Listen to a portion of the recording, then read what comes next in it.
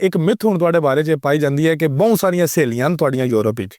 ਅੱਛਾ ਅੱਛਾ, ਸਹੇਲੀਆਂ? ਹਾਂ, ਵਟ ਮਤਲਬ ਕਿ ਗੋਰੀਆਂ ਫਰੈਂਡ ਨੇ ਤੁਹਾਡੀਆਂ। ਉੱਥੇ ਮਤਲਬ ਇਸ ਤਰ੍ਹਾਂ ਪਾਕਿਸਤਾਨ ਤੇ ਅਲਹਮਦੁਲਿਲਾ ਅਸੀਂ ਮੁਸਲਮਾਨ ਆ ਸਾਰੇ, ਲੇਡੀਜ਼ ਪਰਦਾ ਕਰਦੀਆਂ ਨੇ ਇੱਥੇ। ਉੱਥੇ ਫਿਰ ਯੂਰਪ 'ਚੋਂ ਇਹ ਤਾਂ ਨਹੀਂ ਹੁੰਦਾ, ਉੱਥੇ ਤੇ ਕੁੜੀਆਂ ਛੋਰ ਇਕੱਠੇ ਜਿਮ ਲਾਉਂਦੇ ਨੇ।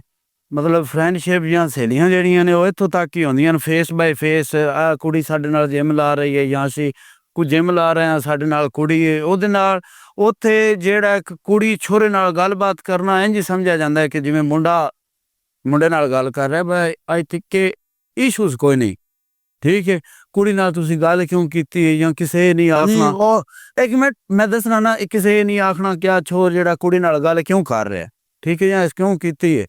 ਉਹ ਮਤਲਬ ਕੁੜੀ ਛੋਰ ਇਕੱਠੇ ਜਿਮ ਵੀ ਲਾਉਂਦੇ ਨੇ, ਉਹਦੇ ਵਿੱਚ ਜਿਹੜੀਆਂ ਕੁੜੀਆਂ ਸਾਡੇ ਨਾਲ ਉੱਥੇ ਜਿਮ ਲਾ ਰਹੀਆਂ ਹੁੰਦੀਆਂ ਨੇ, ਮੇਰੀ ਕੋਸ਼ਿਸ਼ ਹੁੰਦੀ ਹੈ ਕਿ ਮੈਂ ਉਹਨਾਂ ਦਾ ਕੋਈ ਲਿਬਾਸ ਇਸ ਤਰ੍ਹਾਂ ਦਾ ਹੁੰਦਾ ਹੈ ਕਿ ਉਹਨਾਂ ਨੂੰ ਕੈਮਰੇ ਵਿੱਚ ਨਾ ਹੀ ਲਿਆਂਦਾ ਜਾਏ। ਅਤੇ ਜੇ ਅਗਰ ਕੋਈ ਆ ਵੀ ਜਾਏ ਸੋ ਉਹ ਉੱਥੋਂ ਦਾ ਮਾਹੌਲ ਇੰਝ ਦਾ, ਠੀਕ ਹੈ। ਇਹ ਨਹੀਂ ਮੈਨੂੰ ਯੂਰਪ ਦੇ ਦੋਸਤਾਂ ਦੇ ਦੱਸਿਆ ਵੀ ਅਰਸ਼ਦ ਇਕੱਲਾ ਨਹੀਂ ਫਿਰਦਾ, ਇੱਕ ਦੋ ਕੁੜੀਆਂ ਅਰਸ਼ਦ ਨਾਲ ਹੀ ਹੁੰਦੀਆਂ ਨੇ। ਨਹੀਂ, ਇਹ ਕਿਸੇ ਝੂਠ ਬੋਲਿਆ। ਅਸੀਂ ਹੁਣ ਜਿੱਥੇ ਜਾਂਦੇ ਹਾਂ ਸਾਡਾ ਦੇਸੀ ਅਖਾੜਾ ਲੱਗਿਆ ਹੁੰਦਾ, ਅਸੀਂ ਵੇਟ ਸ਼ੇਟ ਰੱਖਦੇ ਹਾਂ, ਟੇਬਲ। ਪਾਕਿਸਤਾਨੀ ਵੀ ਅਸੀਂ ਕਾਫੀ ਲੜਕੇ ਉੱਥੇ ਇਕੱਠੇ ਹੁੰਦੇ ਹਾਂ, ਉਹਦੇ ਵਿੱਚ ਅਸੀਂ ਰੌਣਕ ਲਾਉਂਦੇ ਹਾਂ। ਅਤੇ ਉੱਥੇ ਰੌਣਕ ਵਿੱਚ ਕੁੜੀਆਂ ਵੀ ਸ਼ਾਮਿਲ ਹੁੰਦੀਆਂ ਨੇ, ਕੁੜੀਆਂ ਵੀ ਐਥਲੀਟ ਨੇ।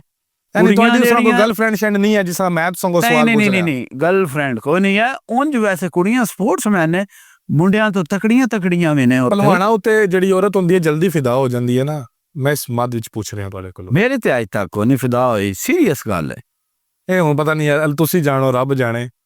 ਮੈਂ ਇਹਦੇ 'ਚ ਕੋਈ ਲੱਸੀ ਨਹੀਂ ਕੱਢਦਾ, ਰਿੜਕ ਹੈ।